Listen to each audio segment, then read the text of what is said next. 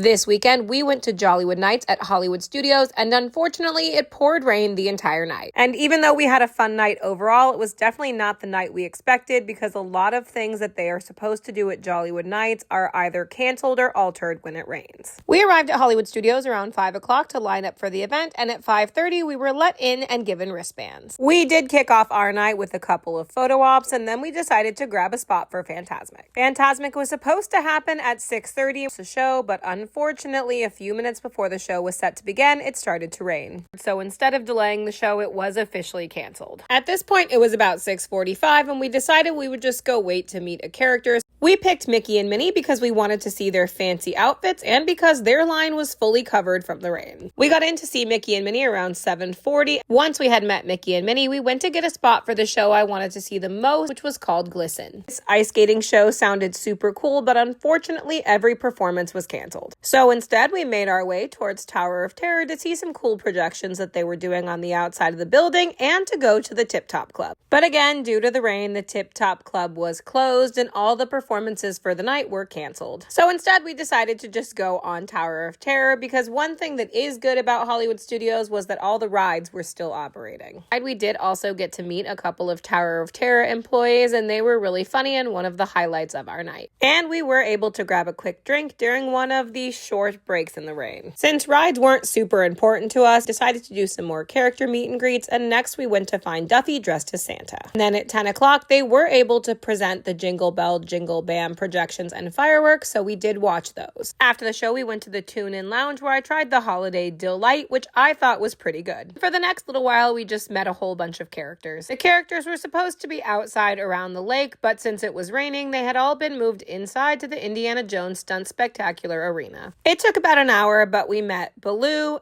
and Max in his Powerline outfit. Plus, we met Donald and Daisy together, and we met my favorite Phineas and Ferb.